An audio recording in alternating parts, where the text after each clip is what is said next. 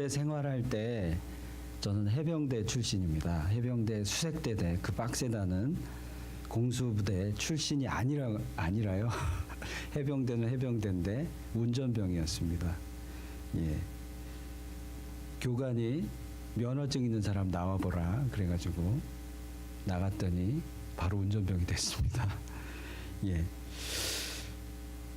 한국에 보통 가게 되면 훈련병으로 그러니까 군인이 되기 위해서 훈련병으로 6주간 훈련을 받는데요. 저는 또 운전병이었기 때문에 6주간의 훈련을 끝내고 나서 4주 정도 이렇게 또 운전병으로서 훈련을 받았습니다. 군용 트럭을 모는 그런 훈련이었습니다. 그런데 운전하는 그 훈련 중에 조금 특이한 훈련이 있었습니다. 밤에 불을 다 끄고 야간 이동을 하는 건데요. 불을 밝히지 않고 운전을 하는 훈련이었습니다. 잘 아시겠지만 불을 끄고 이동하는 이유가 뭘까요? 바로 적군에게 발각되지 않기 위해서 불을 다 끄고 이동을 합니다. 처음으로 이 훈련을 받을 때 저는 좀 두려웠습니다. 이대로 운전을 하다가 잘 보이지 않아서 사고가 나면 어떡할까? 따라가는 앞차를 부딪히면 어떡하지? 사람이 운전하는 그 순간에 지나가 버리면은 사고가 날 텐데 어떡하지? 이런 걱정이 앞섰습니다. 교관이 각 훈련병들에게 운전석에 앉아라 명령을 하고 눈을 감지 말고 눈을 크게 뜨고 앞을 보라 이렇게 명령을 하였습니다. 그것은 눈이 어두움에 적응되도록 그렇게 하는 훈련, 기다려라라는 그 교관의 명령이었습니다. 운전석에 앉아서 아무것도 보이지 않는 앞을 바라보는데 처음에는 잘 안 보이다가 조금씩 보이는 거예요, 앞이. 정말 기다렸더니 눈을 부릅뜨고 바라봤더니 앞이 보이기 시작하는 거예요. 아무것도 보이지 않았던 시야가 조금씩 떠지기 시작했습니다. 여러분 아시죠? 아무것도 보이지 않는 것 같아도 작은 틈새에 빛이 있다면 우리는 볼 수 있습니다. 예. 지금 이와 같이 우리는 밝은 빛 가운데 있는데요. 불이 다 나가고 어두워도요. 작은 빛만 들어와도 우리는 앞을 볼 수 있습니다. 운전을 할 때 안 보이는 듯 해도 우리 타코마의 날씨가 참 변덕이 있는데요. 정신만 차리면 불이 나가도 우리는 운전할 수 있습니다. 그래서 어쨌든 저는 첫 야간 훈련을 무사히 마칠 수 있었습니다. 그때 운전 훈련이 좀 돼서 그런지요. 지금도 사실 이렇게 불을 밝히지 않아도 어두워도 운전하는데 그렇게 두려움은 없습니다. 처음에는 안 보이는 것 같아도 조금만 기다려서 우리가 앞을 보면은 조금씩 앞이 보이기 시작합니다. 우리가 살아가는데 중요한 것은요, 기다림인 것 같습니다. 기다려서 어떤 문제가 있을 때 바로 대처하지 말고 기다리면 그 문제의 원인이 보인다라는 거죠. 그리고 또 기다릴 때 우리는 잘 기다려야 됩니다. 그냥 눈을 감아버리고 무섭다고 앞을 보지 않으면 절대 앞이 보이지 않습니다. 눈을 뜨고 기다림 가운데 앞이 보이는 역사가 있습니다. 잘 기다려야 합니다. 대충 시간을 때우듯 기다리면은 의미가 없습니다. 오늘 말씀이요. 아기 예수님의 탄생을 기다렸던 한 사람, 시므온에 대한 이야기입니다. 아기 예수님을 오랫동안 기다렸고 그 시므온 제사장이었는데요. 예수님을 보자마자 예수님이 구원자임을 알아보고 아기를 번쩍 안아서 높이 올려서 하나님께 찬양을 드린 시므온. 그는 예수님의 오심을 평생 기다린 자였습니다. 우리 사도행전 1장을 보면요. 십자가에 죽으셔서 예수님이 부활하신 후에 예수님의 이야기가 나옵니다. 예수님께서 40일 동안 제자들하고 함께 하셨습니다. 그리고 예수님은 40일 이후에 하늘나라로 올라가셨습니다. 제자들이 갑자기 예수님이 올라가심을 보고 걱정 가운데 있는 제자들에게 두 천사가 나타나 말했습니다. 사도행전 1장 11절에 보시면 예수는 하늘로 가심을 본 그대로 오시리라. He will so come in like manner as you saw him go into heaven. 예수는 하늘로 가심을 본 그대로 오시리라. 천사가 이야기하였습니다. 우리가 마태복음 25장 1절에서 13절을 보면 예수님께서 열 처녀 비유로 우리는 예수님을 기다리는 신부, 예수님은 우리의 신랑 되신다 라고 그 비유로 우리에게 알려주셨습니다. 5명의 신부는 신랑을 등불을 밝히며 기다렸고 5명의 신부는 신랑을 기다리는 그런 삶을 살지 못했던 비유였습니다. 우리는 예수님의 오심을 기다린 제사장 시므온처럼 우린 이 시간 다시 오시겠다고 약속하신 그 예수님, 천사들이 예수는 하늘로 가심 그대로 다시 오시리라 하신 그 말씀 기억하면서 오늘 성탄을 맞이해서 예수님 다시 오심을 기다리는 저와 여러분이 되어야 하겠습니다. 오늘 말씀 이 제사장 시므온을 통해서 그렇다면 진정으로 예수님을 기다리는 자는 어떤 모습인지 한번 생각해 보길 원합니다. 진정으로 성탄을 맞이하고 예수님을 기다리는 자의 모습이 어떤 모습일까요? 먼저 우리 제사장 시므온을 좀 살펴보겠습니다. 그는 누구였나? 오늘 읽었던 말씀 앞절에 보면요. 예수님께서 태어나셨죠. 그리고 8일이 지났습니다. 그 이스라엘의 율법대로 예수님도 할례를 받으셨습니다. 그리고 나서 요셉과 마리아, 예수님의 부모 요셉과 마리아는 예수님에게 천사의 말대로 예수라 이름을 지었습니다. 그 당시에 또 하나의 율법이 있었는데요. 구약의 율법이었습니다. 첫 아이가 출산된 후 할례를 받고 나서 일정 기간이 지난 후 산모와 함께 첫 장자는 예루살렘에 모여서 정결 의식을 갖는 거였습니다. 장자셨던 예수님도 그 율법 그대로 산모 마리아와 요셉과 함께 예루살렘으로 가서 그 정결 의식을 가졌습니다. 우리가 구약의 레위기 12장 8절을 보면요. 원래 그 정결 의식은요. 번제와 속죄제가 있었는데요. 번제의 예물로선 양을 드리고 속죄제는 비둘기를 드렸습니다. 근데 그 당시에 극빈자들은 양을 구입할 수가 없잖아요. 그래서 양 대신 비둘기를 드릴 수 있는 율법을 정한 것이 레위기에 나와 있습니다. 요셉과 마리아는 극빈자였거든요. 그래서 양이 없어서 비둘기 한 쌍을 속죄와 번제제의 예물로 드렸습니다. 그리고 그 정결 예식을 인도한 사람이 바로 제사장 시므온입니다. 시므온이 오늘 예수님을 그날 그 당시에 예수님을 만나고 바로 예수님이 구원자임을 알아보았습니다. 그리고는 예수님을 아기 예수를 안고 손을 높이 올려서 하나님께 찬양을 드립니다.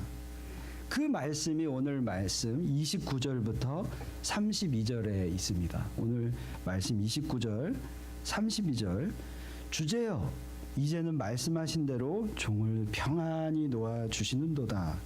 내 눈이 주의 구원을 보았사오니 이는 만민 앞에 예비하신 것이요 이방을 비추는 빛이요 주의 백성 이스라엘의 영광이니이다 하니.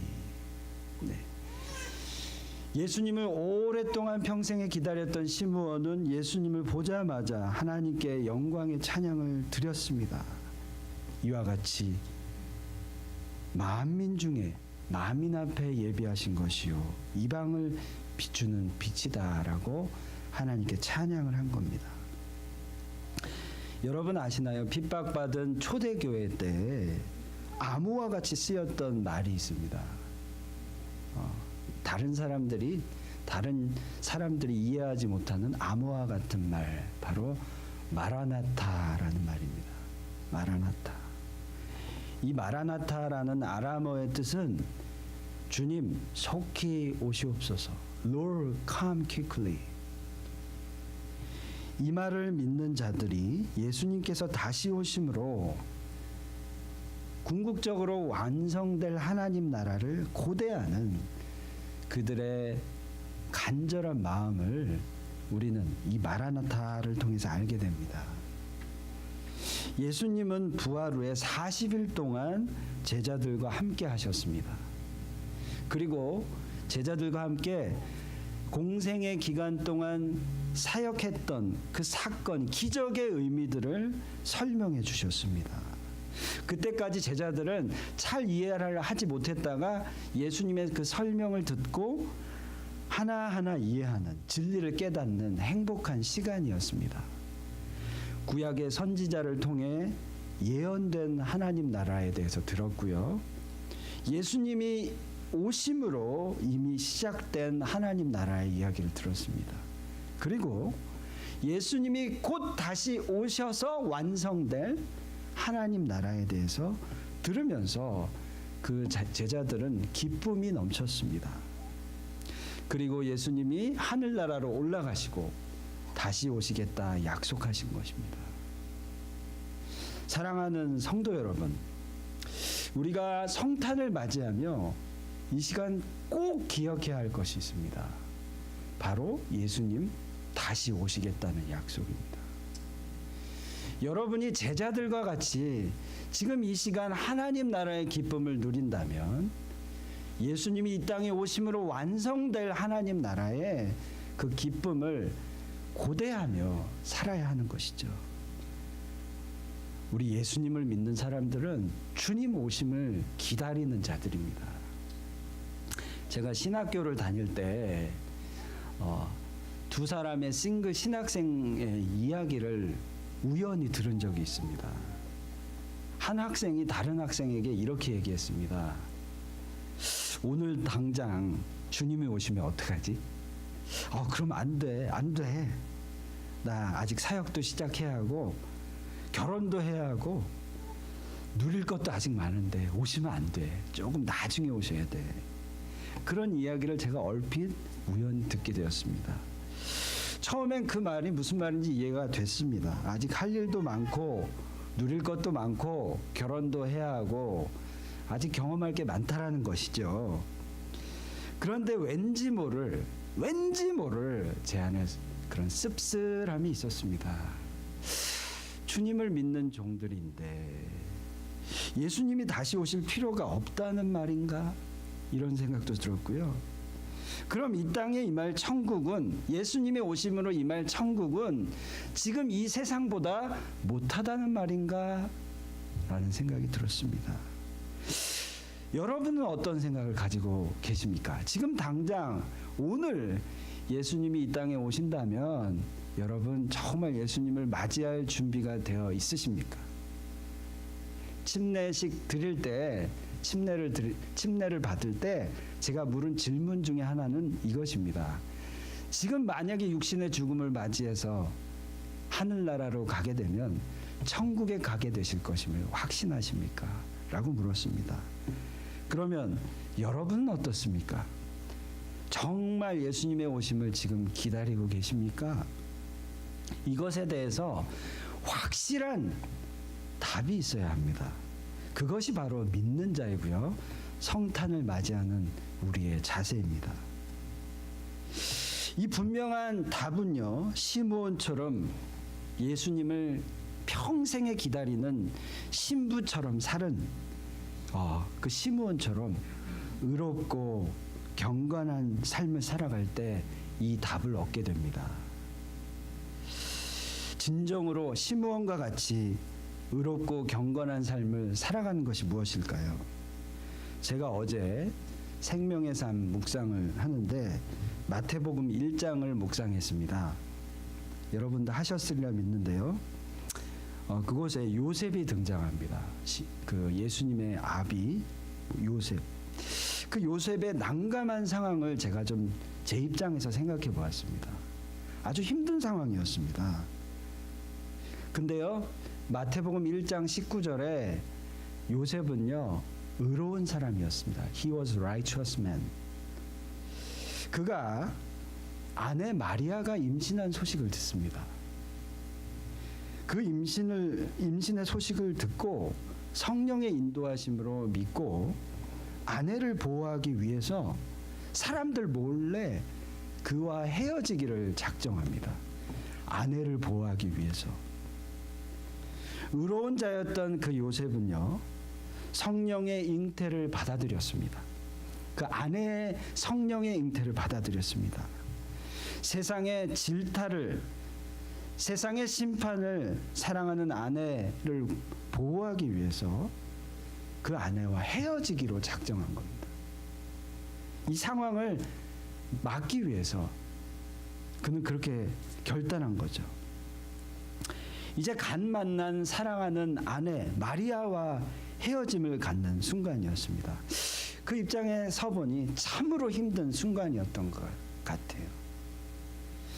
우리가 예수님을 믿고 의롭고 경건하게 산다라는 것은요, 그것은요 절대 쉬운 편한 삶이 아닙니다. 예수님이 우리에게 얘기하고 계십니다. 요셉과 같이 의로운 삶을 산다라는 것은요, 때론 진리를 지키는 삶, 믿음을 지키는 삶입니다. 의롭고 경건한 삶은요, 외롭습니다. 좁은 길입니다. 핍박의 길입니다. 위험한 길입니다. 세상에 반대되는 길입니다. 예수님의 말씀처럼 십자가를 지는 길입니다. 예수님을 기다리는 저와 여러분은요, 아까 제가 말씀드린 대로 주님 다시 오심을 기다리는 자들입니다. 십자가를 들고 땅끝까지 주의 사랑을 전하러 부르심 받은 자들입니다. 그 길이 마냥 어찌 쉬울 수 있을까요? 우리는 신앙생활을 하면서 편한 길, 행복한 길을 찾으려고 합니다. 물론 예수님과 동행하는 길은 행복한 길입니다. 그러나 마냥 그렇지는 않다라는 거죠. 찬양 중에 생명과 바꾼 주의 사랑을, 또 하나님의 영이 나를 다스리네, 이 찬양을 작곡한 장종택 목사님, 찬양 인도자인데요. 그분이 페이스북에 글을 최근에 올린 글을 읽게 되었습니다. 장종택 목사님은 저하고 달라스에서 좀 친분이 있는 분인데요. 딸이 있는데 8살이 된 딸이 있었는데 몇 년 전이었어요. 갑자기 딸 아이가 기절을 했습니다. 열이 막 올라가고 병원에 급하게 이머전시 룸으로 가게 됐는데요. 항-NMDA 수용성 뇌염이라는 희귀병이 그 딸에게 온 겁니다. 갑자기 사경을 헤매는데 너무 고통이 심해서 온유라는 딸이었는데요. 그 고통을 참을 수가 없어서 이를 꽉 물고 버티다가 아이가 이가 다 빠져버렸습니다. 예. 며칠간의 그 사경을 헤매는 그 상황 가운데 이 여러 중보 기도자의 기도를 통해서 부활절날 모든 병이 치유받는 역사가 있었습니다. 근데 이 장종택 목사님이 최근에 페이스북을 통해서 이런 정직한 고백을 하셨습니다. 예수님은 나를 따라오라 하는데 나는 입으로 주님 믿습니다 라고만 한다. 예수님은 영적 전투를 위해 배수진을 치라 하는데 나는 혹시라도 모를 상황에 대비해 자꾸 비상구만 만든다. 능력으로 가득 찼던 예수님은 겸손하셔서 쉬지 않고 인생들을 위해 기도하시는데 능력은커녕 자신을 추스리기도 힘든 나는 내 걱정, 내 근심, 그리고 내 염려만 한다. 도둑질도 손발이 맞아야 할 수 있는데 생명을 건지는 일에 영 손발이 맞지 않는다. 주님, 배수진을 치고 오늘만큼은 조금이라도 당신을 따라가 보고 싶습니다. 이런 고백을 했습니다. 우리가 정직하게 십자가를 지며 나아갈 때 하나님은 절대 우리를 그대로 내버려 두지 않습니다. 저와 여러분, 주님을 기다리는 의롭고 경건한 삶을 살아가실 때 제가 말씀드린 대로 핍박과 고난이 있습니다. 그런데요, 그 상태 그대로 하나님께서 우리를 내버려 두지 않습니다. 요셉에게도, 아내를 지키려 했던 요셉에게도 선사가 나타나서 하나님의 약속을 전달합니다. 요셉아, 내 아내 마리아 데려오기를 무서워 말라. 그녀를 통해서 이 세상을 구원할 구주가 태어날 것이다. 요셉의 순종을 통해서요, 하나님이 함께 하셨습니다. 그리고 말씀 그대로 마리아를 통해서 이 땅에 예수 그리스도가 탄생하셨습니다. 사랑하는 여러분, 이 시간 우리 기억하기 바랍니다.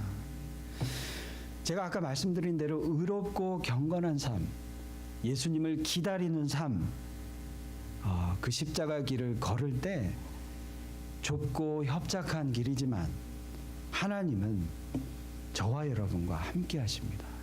그리고 오늘도 두려워 말라, 내가 너와 함께 하겠다 라고 말씀하십니다. 자, 그런 예수님을 기다리는 삶, 저와 여러분 같이 가셨으면 좋겠습니다. 함께 그리고 고백하셨으면 좋겠습니다. 여러분 진심의 마음으로 주님 속히 오시옵소서. 마라나타, Lord come quickly. 자, 두 번째로요, 예수님을 기다리는 자의 모습은 성령님과 함께하는 모습입니다. 오늘 말씀의 25, 26, 27절을 보면 공동에 나왔던 세 번 나왔던 단어가 있습니다. 그것이 바로 성령입니다. Spirit. 25절에 보시면 성령이 그 위에 계시더라.